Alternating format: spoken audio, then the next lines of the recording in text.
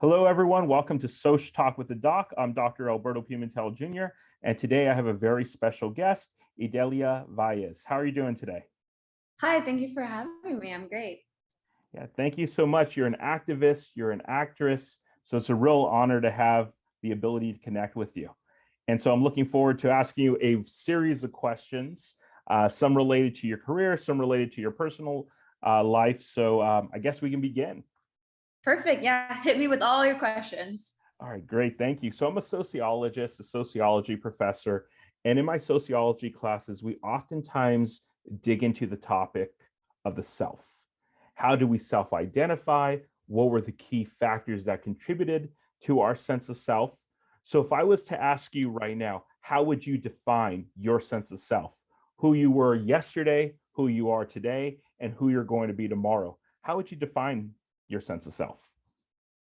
Wow. I've been really thinking about this question. Actually, my friend has a podcast on Spotify called Identity at Play, where she always asks, what is identity to you? And I always hear her ask that. So I've been thinking about it, and what I've come to terms of what that is for me is moments. Every single moment that I've spent defines who I am. And that involves where I'm from, my experiences, my brothers, my mom, my family. It's just all the moments that I have experienced added up is, I feel like, my identity. And moving forward can change with moments added to my life. So it's just an ever evolving human being.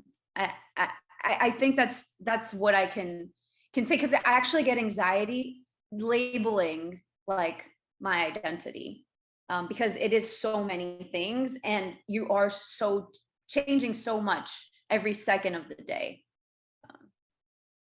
Absolutely. So you mentioned your family, and all of us have a story. All of our families have a story. If you don't mind, can you share some details about the type of household you grew up in, a little bit about your family, and also where you're from? Yeah, okay. So I'm from Houston, Texas. My family's from Monterrey, Nuevo León, and we're a huge, loud, loving family. Um, I personally think that I became a performer because my mom was always dancing with me since like day one of my birth, and acting and having fun and playing dress up with me. So I feel very blessed to be in this world with a very loving and supporting family. Yeah, they're great. They're very, very cool. And it's a Spanish household. We speak Spanish. We all learned English, going to school. And yeah, it's just a cultural melting pot of things that we've learned here in America, but also very, very, very heavy with things that, my family grew up with in Mexico. Your career, you used the name Sandy as the name that was used, I guess, in movies or in television shows. And it seems like you've recently made the transition to Idalia. Can you talk about what inspired that change? Yeah. So, I mean, I grew up in Texas, and my name is Sandra, and in school they call me Sandy, and I love that name. Coming here to LA as the name that I wanted people to know me as would be my middle name, because it's my mom's name and my grandma's name and my name. So I wanted to change it to Idalia, and this was probably 9 years ago. There was just, I mean, I'm trying to, there wasn't, how can I say this?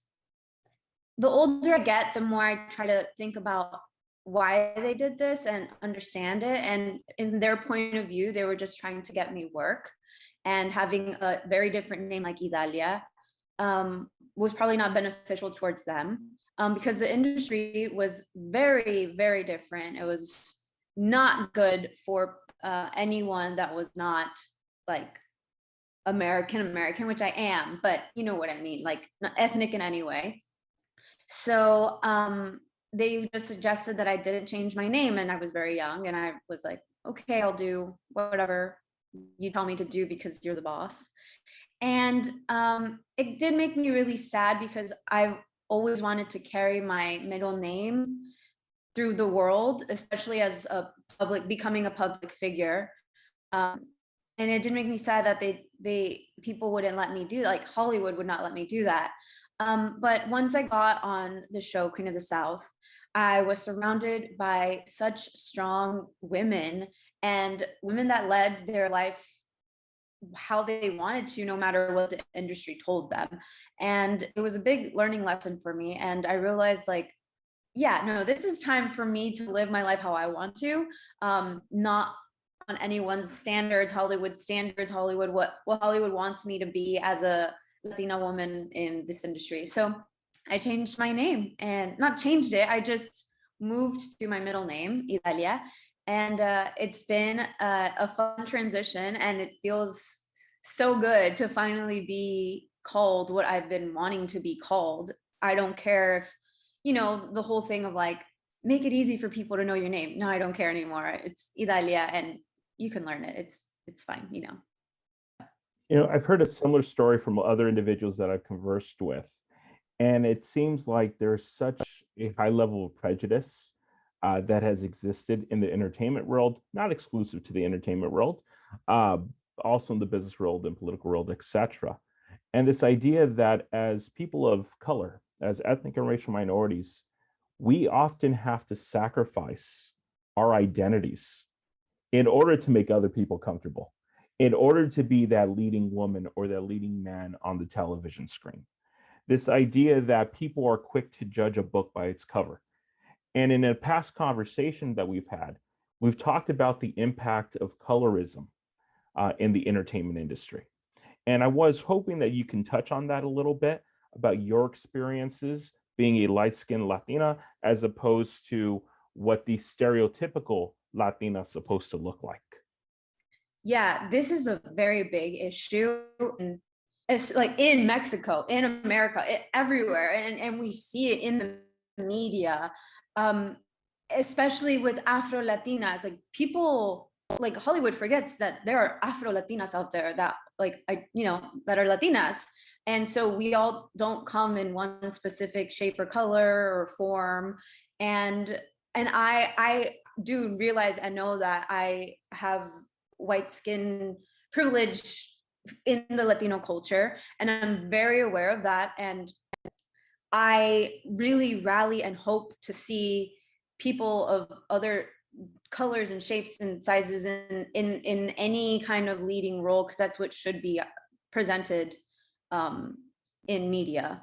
It's very important, and there's such a lack of it, where even now, if there's an audition that I have that is very specific and they're looking for a dark Latina, but for some reason I'm still auditioning for it, I will take a step back and tell my agents, like, no, I don't feel comfortable auditioning for this. Should go to someone that's not another fair skinned Latina. I have, yeah, I was just telling you about a project that I got. It was a short film, but it was specifically towards a story about someone being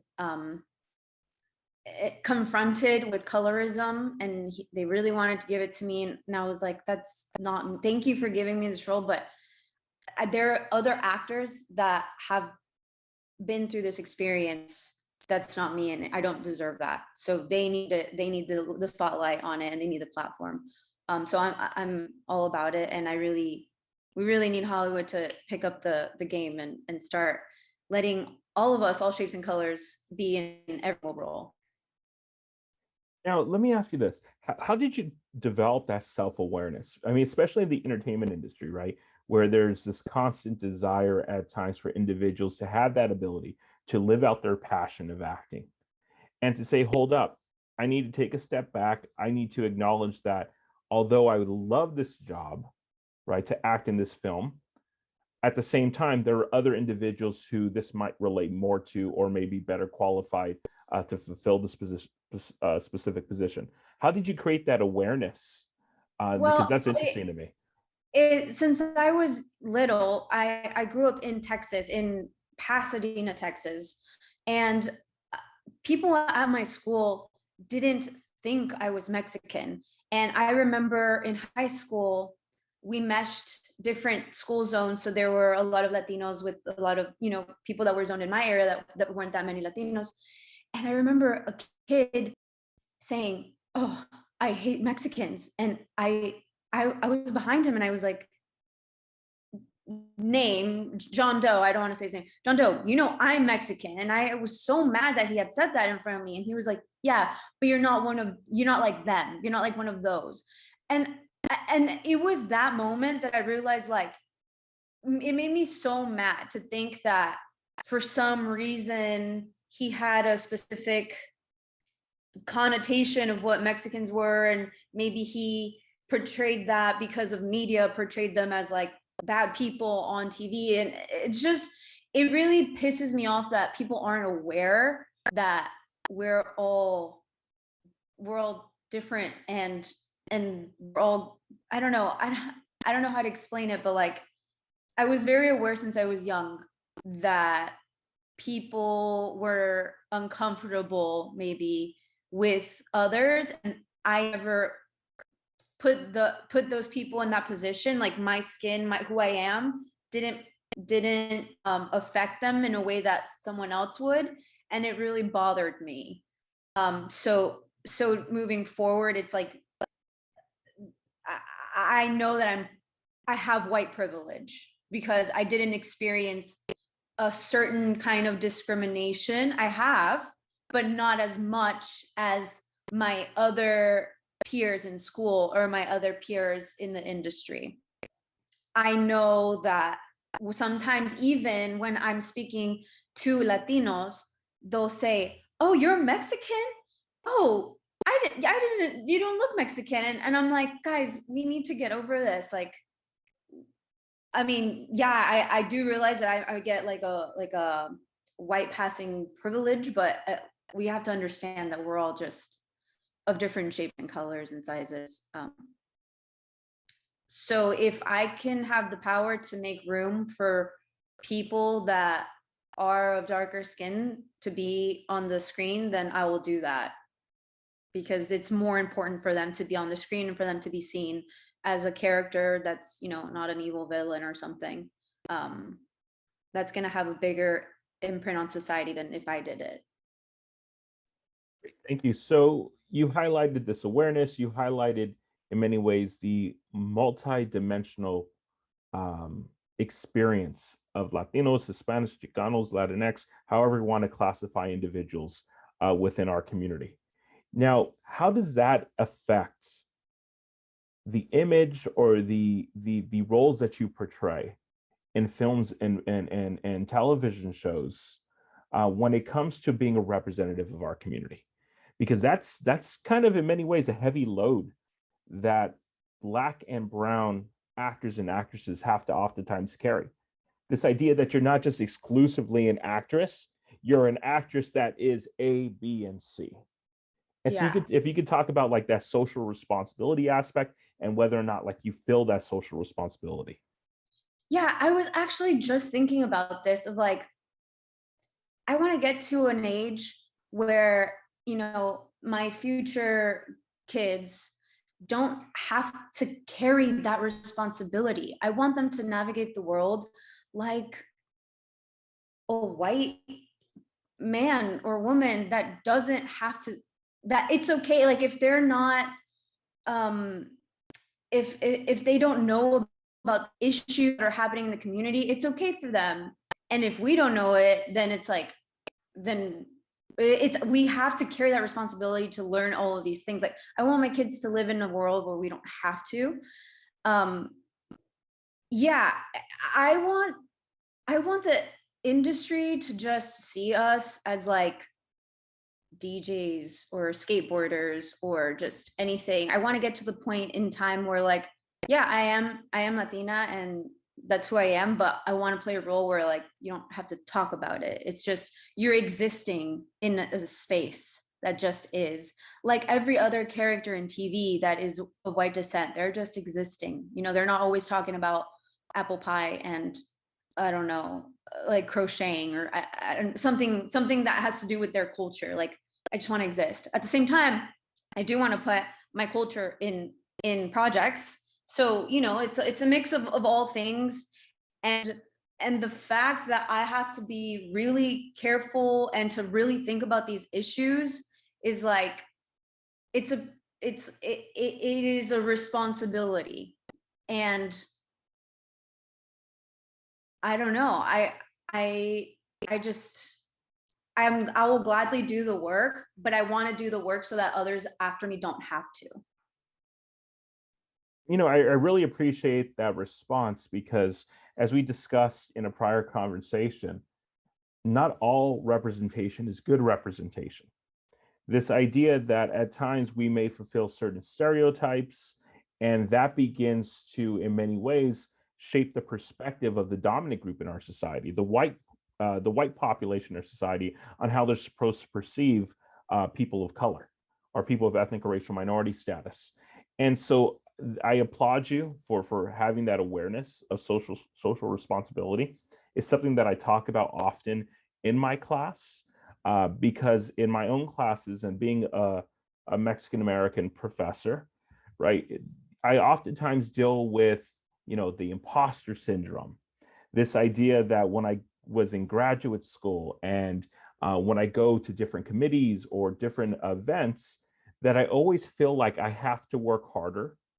I always feel like I have to be more of an expert in a particular area in order to shine, because if I don't, that concept of stereotype threat comes into play. This idea that people will then perceive me as, well, yeah, he's not that good because he's Mexican or whatever, or he's Latino, whatever they want to classify me as. And I'm wondering, A, have you suffered from imposter syndrome? And B, do you feel like you have to work harder than the next actor or an actress in order to secure a role? 100%. And on top of everything you just said, I don't know if you experience this too.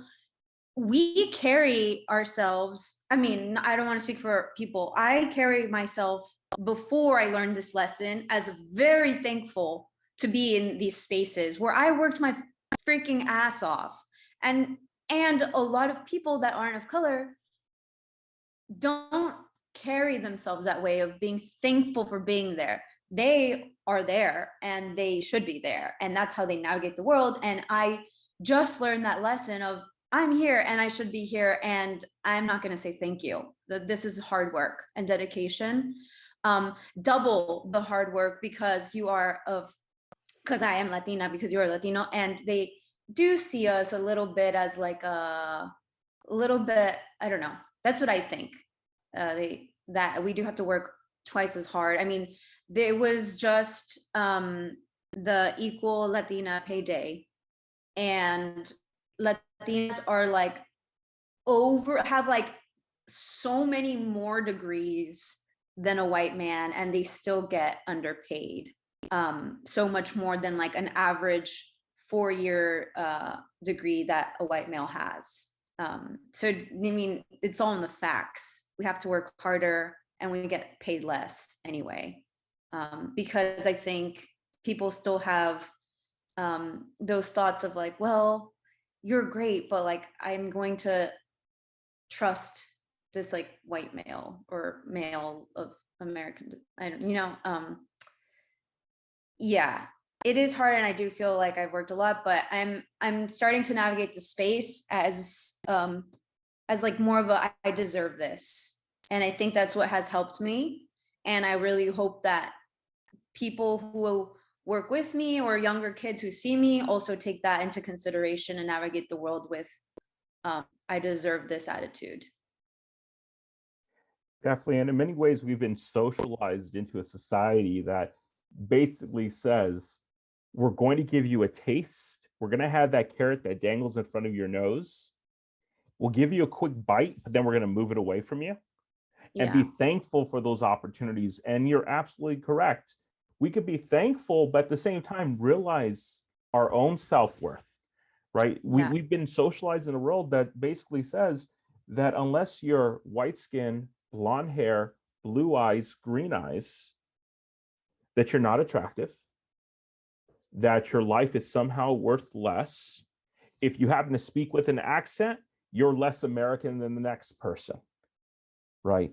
And it's these false ideologies that people adopt into thinking about what qualifies as an American, what it qualifies as attractive, what qualifies as suitable to the eyes of viewers as they're watching television or watching movies. And so I want to ask you about, what does it mean to be a Latina in the entertainment industry? Because we hear all of these nightmare experiences that women have gone through over the years. We know about the Me Too movement, and we know that sexual harassment, sexual assault is very real in our society. We know that we live in a culture of rape within our society. And I can only imagine all these societal pressures that are placed upon a young Latina who has broken into an industry that is still male dominated, at least in the executive ranks, and that is still white dominated as far as the executive ranks, as well as the acting ranks, and I guess director ranks as well. Yeah. You know what? It's powerful to be part of this industry because we're barely making this push for us. And even though I'm not high up there like a Gina Rodriguez or Eva Longoria, I'm not there. I still feel like I'm part of that trailblazer of women that are just like pushing to open the path for the rest of the people who want to come. And it makes me feel powerful because it's like we're working towards something. Because you can easily see it as like, oh, woe is me, but I want to do something about it. And if this is the place and time that I was stuck in, then I'm going to do it. And I'm going to turn it into something powerful. And so yeah, it feels like it is like my duty. And even if I don't get a big role or get a big project in my life, at least I know that I was constantly working to have this industry be a better, safer industry for the next Latina woman that comes after me. And that also involves, like you said, working harder. So I don't have just the luxury of being an actor, because being an actor means that you have to wait and get roles given to you, and those roles usually aren't written that well because a lot of writers haven't experienced your experience. So it pushes you to be other things too, where right now, I'm pushing to be a writer, and I'm pushing to be a director, and I'm pushing to create my own content, because it's not easy for us to get that one role to and then maybe when you get it, it's very two-dimensional. But I am very excited to be part of this industry right now because there are so many amazing Latina writers and showrunners and groups of all of them who are getting together and who are uniting to be able to push and to make noise and movement to change the industry. So it feels very like before the earthquake blows up kind of right now. And I'm very proud to be part of that like shake. Yeah. How do you get your voice heard? And what I mean by that is, you talked about aspiring to be a writer, aspiring to be a director. How do you break open those doors in a male dominated industry? I know you said that there's been progress made, there's more female writers and directors, but we still know that there are a tremendous amount of barriers that exist. And it seems that although we've seen progress, it's still a fairly small group of individuals. So how will you break through? I mean, I have an idea. You're a very strong character and individual. Obviously, you have a lot of drive. How do you start to chip away at those barriers so that the next generation doesn't have to face the same obstacles? I mean, yeah, it's just doing the hard work and getting those projects made. And just like I said, there are some key women right now in the industry that are just like really pushing for us and doing all that they can to put us in these like incubation, like writing programs and directing programs. And they're just like, come on, like, let's do it, let's go. So So it's just support from everyone around and uniting. I think the Black community has been so amazing at uniting and supporting, and the Asian community and the Latino community, we're getting to that, and we are doing that right now. So yeah, it's just uniting and moving forward together as a pact, I think. Thank you. Now, obviously, going for acting roles and all that, you're going to face a number of obstacles, especially when it comes to casting calls and maybe not being selected for a particular role. How do you overcome adversity? How do you stay self-motivated when there's a part that you're really passionate about and then you're not selected for it? Yeah, it's funny. I feel like people outside of me see this as like such an amazing thing that they would never be able to get over, but I really don't see it as something, I don't know, hard to do. And maybe it's my superpower, but I'm just really good at not thinking or shutting down any emotional sentiments that I have towards an audition. I'm just really excited to audition. Like, I don't see an audition as an opportunity to be on TV. I see it as like, oh, this is really cool. I'm going to do this scene for this casting director, and that's that. And I'm excited for them to know me. And I don't think about, oh, okay, when I get this role, then I'll get money, and then I'm going to do this, and then with that money, and then I'm going to do no, like, just never daydream. I guess it's just more matter of fact of like enjoying the moment of, I get to read this script and I get to memorize it, which is like the one good thing that I can do in life. Like, I have no other talents other than like memorizing. And then I get to play around with the casting director, and that's cool. So I think I don't know if it's like my coping mechanism. I feel like I've always been that way. I just don't expect things from people.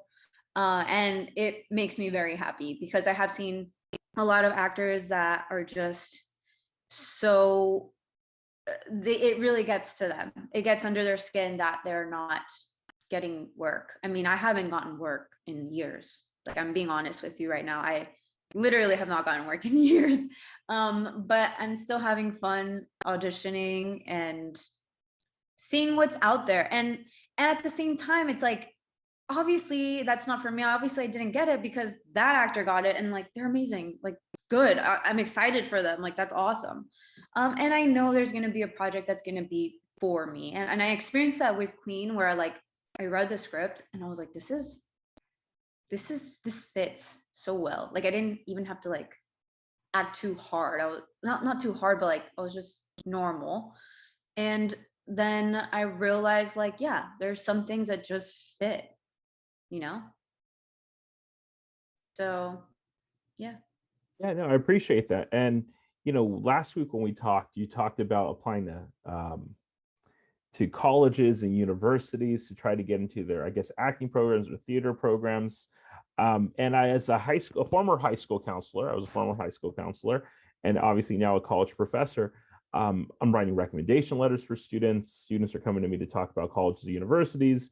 And of course, come admission time, some of my students don't get admitted to the college or university or the specific program that they applied for.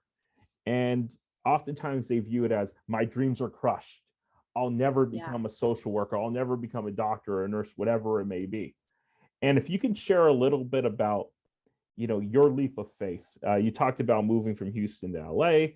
If you could talk a little bit about that. If you could talk a little bit about, your experience applying to colleges, universities, and how you still were able to go from point A to point B to point C in the form of acting.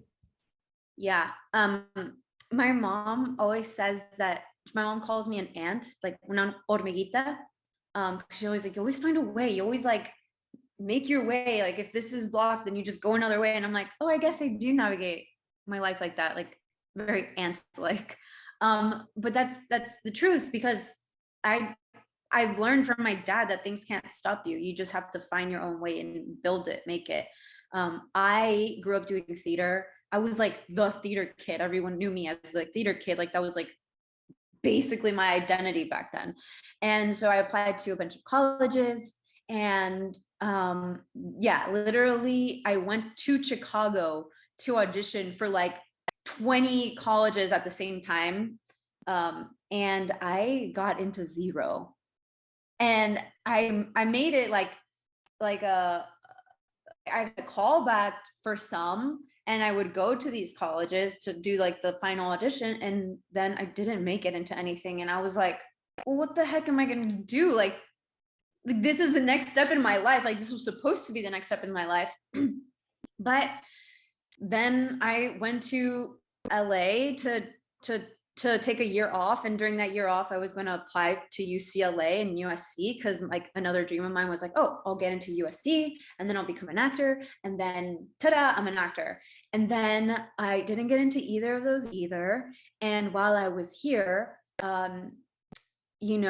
I decided to stay here and do it on my own and get an agent and get a manager and carve my own path, even though it's like 10 times scarier and way harder to do, because I feel like I was just spit out into the real world without like the 4 years of like kind of real world, but still comfort.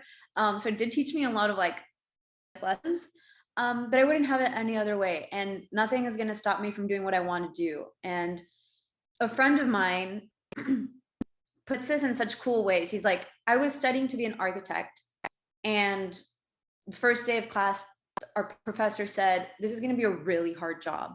Like, not that many of you are actually going to be architects by the end of these 4 years. And it snapped, and it hit him. He was like, well, I also want to be a music composer, and those are the same odds. So why don't I just do it? Why don't I just do whatever I love in my own way? And so he did.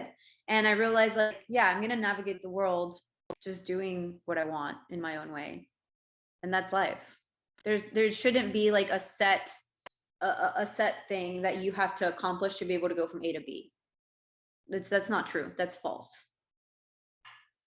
What gave you that courage to take that leap of faith? I mean, that's a major leap of faith, to move from Texas to LA. And I have students right now, and that I've counseled in the past, that are scared to go from Los Angeles to Northern Arizona University, or to go to Western New Mexico University, because they're like, how am I going to survive? And I'm thinking, you're going from a big city to a small town. And now, Yeah. granted, you came from a fairly large city, Houston, but to Los Angeles. But what gave you that confidence to say, hey, I'm going to push forward and I'm going to chase my dreams? Because that's a lot of times one of those factors that deters us from pursuing our dreams. And you see so many people who live lives of regret later on because they never took that leap of faith. So what gave you that courage? I mean, I think having a good foundation, my parents, and seeing my parents do the same thing in their own way. Like my dad came to America and tried to work, and literally has been able to support his whole family by carving his own path. And it's like I learned firsthand. It's like, why not? He's the typical like ponte las pilas. Put your batteries on, do your thing, you work hard, and you get what you want. And coming from that household way of thinking, there was like no questioning about it. It was just, I don't know if it was me being very innocent or what, but I didn't even think about it. I just did it. Like, I'm very spontaneous, and I'm very impulsive. I just act on my impulses.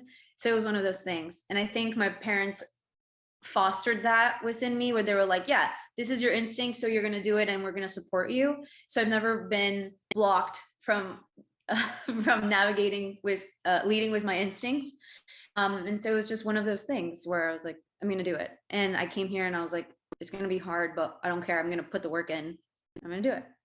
So, and ever since I was young, I realized like acting is not an end goal thing. It's like a way of life, kind of like I want to live every day of my life being creative, working towards being creative.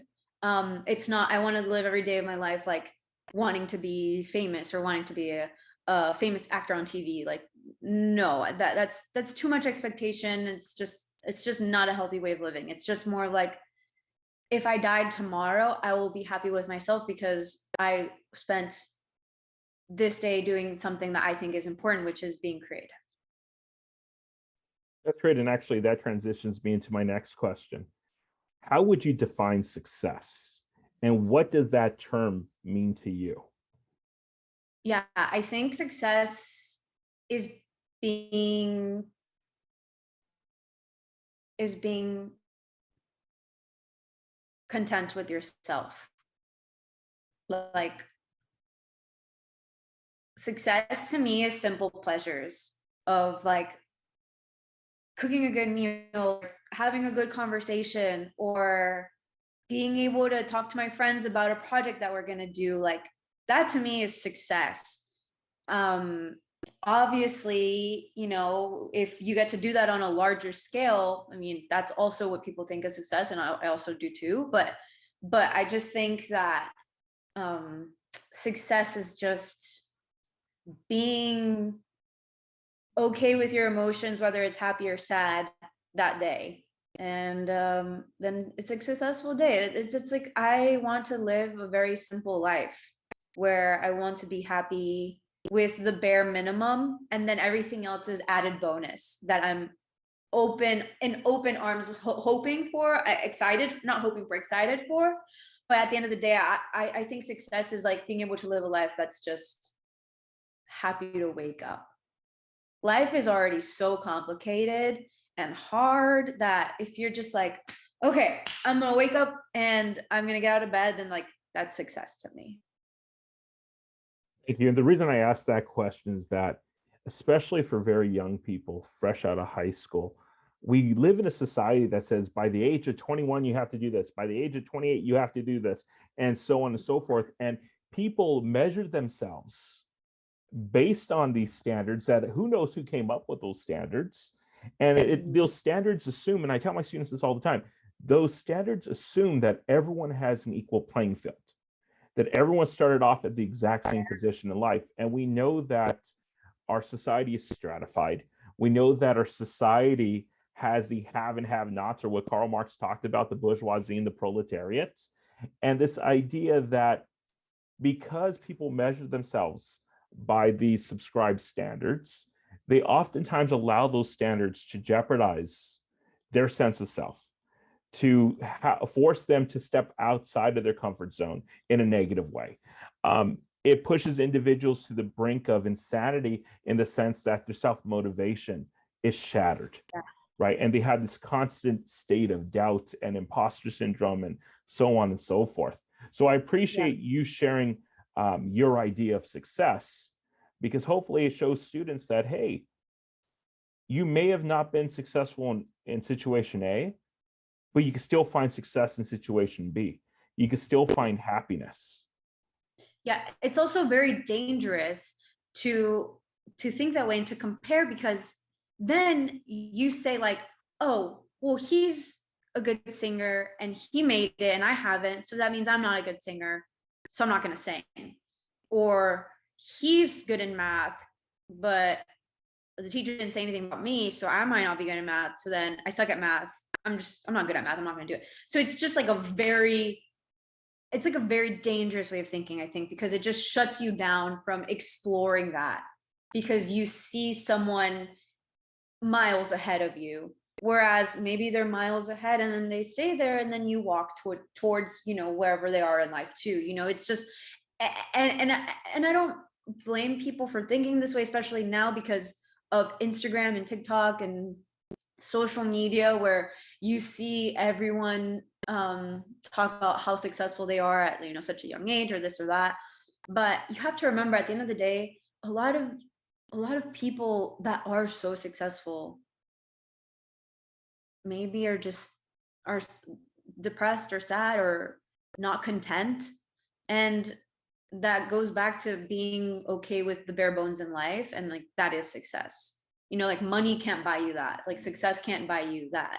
So yeah, I think it's really sad and dangerous way of thinking, but um you just gotta not go there.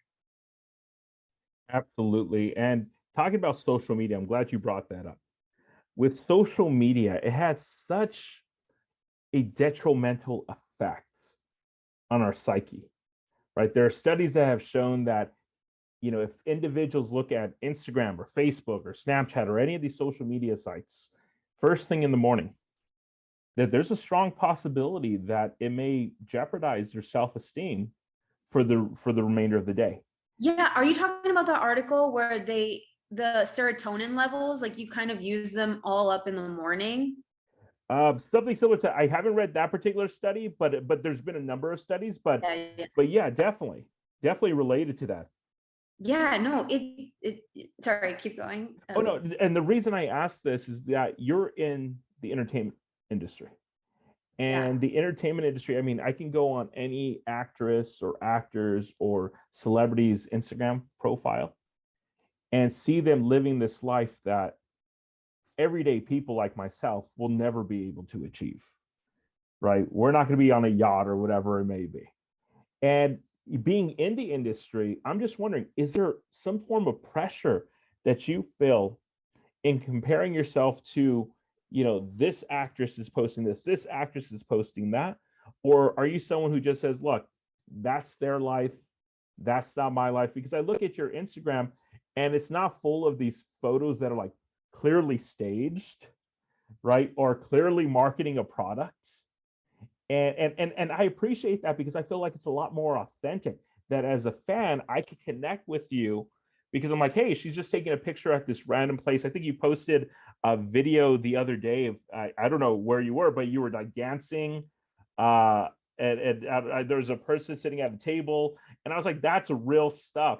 I don't. It's not you in Aspen, like with a I don't know, with a husky and like all these little kids and just relaxing there.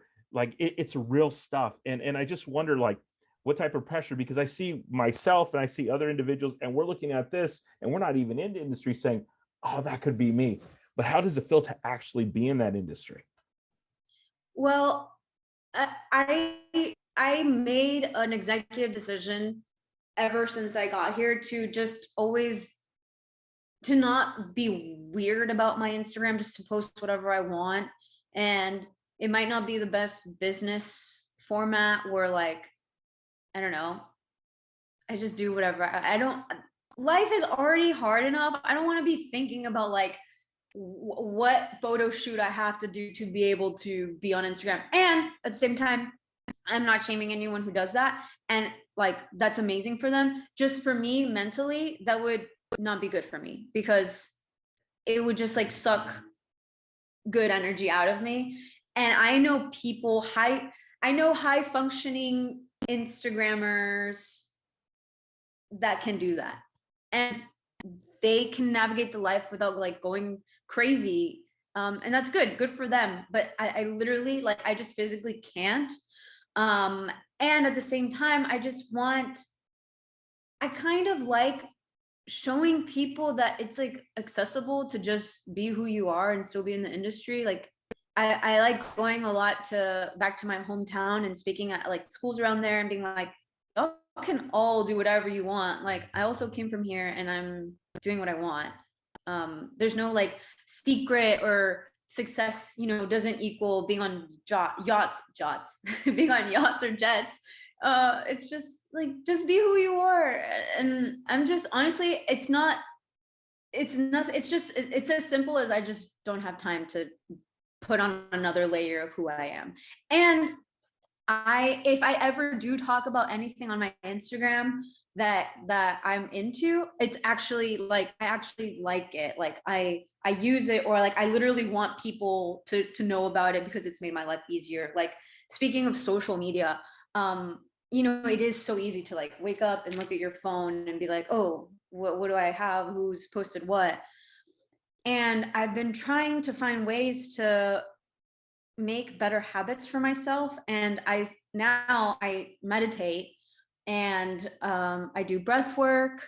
And at first I was like, oh, this is like not me. Like I don't think I could like meditate or do breath work. And then I tried it little by little, and now it literally has changed my life. Like anytime I'm bored or scattered brained and I would pick up the phone maybe to be on Instagram and scroll, now I'm like, I'm going to do like a 2-minute breathwork class. And then I'll go on my Instagram and I'll do that. And it really has changed my life. So much so, like, not to be putting advertising things, but this app, it's called Open. And I literally talk to them. I'm like, this is amazing. I tell all of my friends about this app, and they made a code for me for like 30 days for free for anyone who wants to try, especially in the Latino community, where I feel like health and wellness isn't talked about a lot. And it's kind of like a no friegue. So tienes depresión, like they kind of shoo it off as like, don't be sad, just do your thing. So it's like, no, we need to talk about health and wellness in the Latino community. So I have, if you do ever want to try health and wellness, go on Open, the app, and then my code is just Idalia, capital letters, and you get 30 days off, or 30 days free. But legit, it's like social media is so messed up, and it messes your brain up so much that I'm just trying to not play that game and trying to change my habits with other good ones. Hence meditating and stuff. But yeah, it's crazy. And I want people to remember that a lot of those things that they see of like people being successful, it's like fake. It's like they're still just as sad or depressed, or I don't know, like maybe don't even have that much money. Like Drake, he just came out saying that he used to rent Bentleys when he first started touring so that people could see that he was successful. But he was like, I literally had to like get like loans for this like rental service type of thing. So just remember that always. Yeah, sometimes people have to fake it till they make it, right? And Yeah. I'm glad you talked about the wellness factor, because you're absolutely correct. In the Latino Hispanic, it's not just exclusive to the Latino Hispanic ethnicity, but we don't necessarily prioritize mental health, right? And some of us have gone through trauma. Some of us just need that reassurance or to strengthen our understanding of our place in the social world. And it's definitely something that we have to prioritize. And I hope that, you know, with more and more individuals talking about it, and that's where social media can be a positive factor, right? Because individuals could come out, they could talk about their own mental health struggles, and it allows people to connect. I know that in my classes, for example, when we talk about education in some of our chapters, I tell my students about my own self-doubts, right? Being in grad school, being at USC in a doctoral program, and I'm looking at this person went to University of Chicago, this person went to UCLA, this person went to NYU. And I'm saying like, dude, like I came from Cal State LA, Cal State Long Beach, and Cal State Dominguez Hills. Do I belong here? And struggling with that high self-doubt, high sense of self-doubt. Now, I didn't go seek professional help, but I did seek the advice of people that I trust, those significant others in my life. And so now I'd like to transition to another topic. So you talked about equal pay for women, and we know that Latinas in particular make 57 cents on the dollar that a white man makes. And we know that this has been a persistent issue throughout the history of the United States. And hopefully we'll see that gap in compensation or in wages begin to close at a faster rate, so that we don't have to wait another 50, 60, 100 years for women to be seen as equal to men. And the reason I bring that up is that from my experiences and just from my observations, it seems like a lot of individuals in the entertainment industry, particularly people of color, were hesitant at times to take stances, to take positions that are considered controversial. And even though I don't view taking a stance fighting for equality as controversial, others may, right? People will say we're blowing out of proportion, whatever it may be. And I want to have an understanding of, you know, what gave you that motivation? What gave you that courage to say, hey, I'm going to post on my Instagram a picture of me calling for equal pay. I'm going to be a vocal proponent of this, right? As opposed to, hey, let me play it safe because I don't want this to potentially cause some type of obstacle or some type of issues in my career.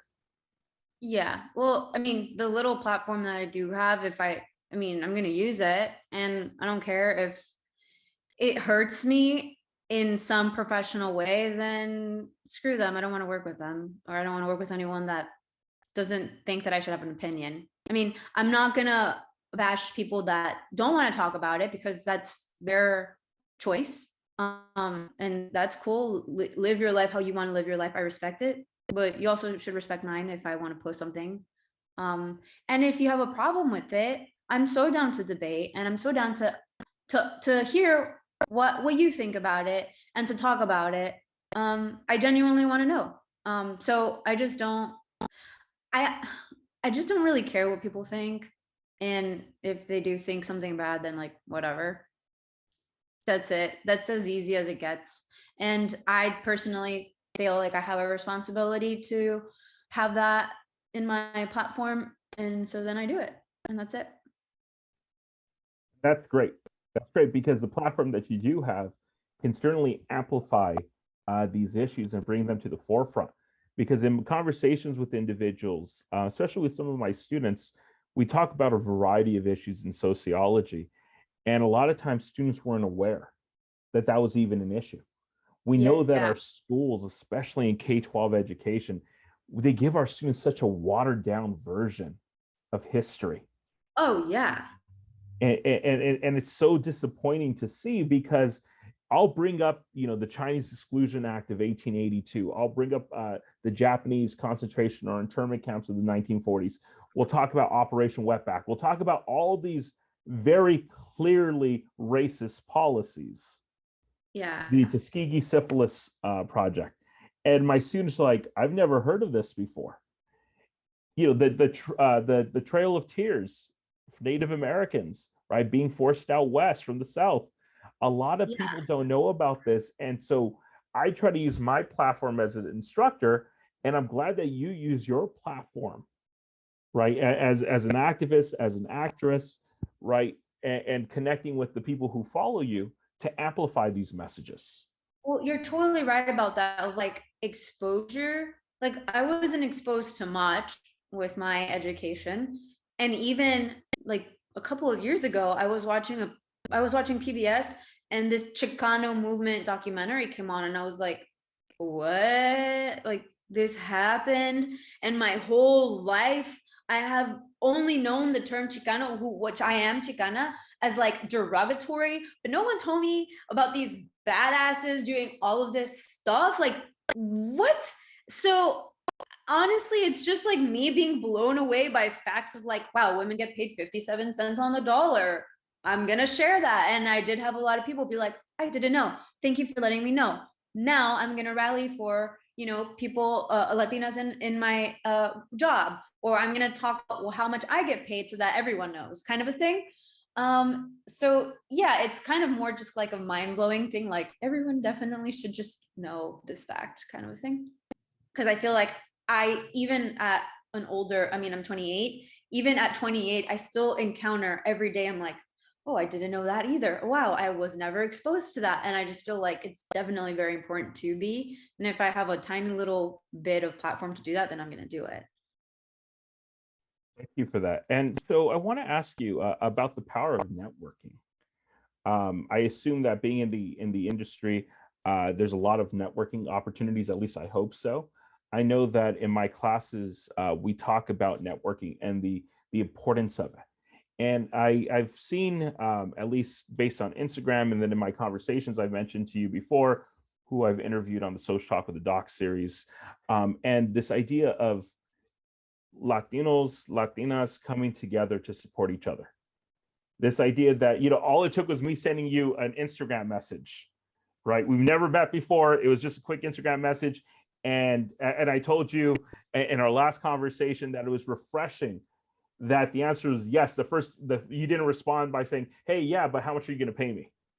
Or, hey, no, I don't have time for that. It was like, yeah, I'd love to type situation. And that's a lot of the responses that I've received from other Latinos and Latinas that I've interviewed before, I've just had conversations with.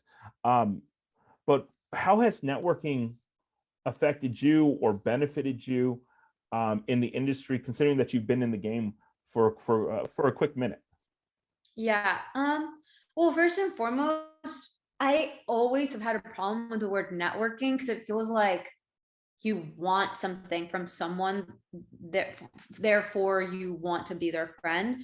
And I just don't like that. I never like leading that way just feels very schemy to me. Just that word in my head. So just honestly for me, it's just genuinely being excited and curious to meet new people in the industry that like the same things as I do. And I'm like, oh, this is super cool. Like one big theater camp kind of a thing.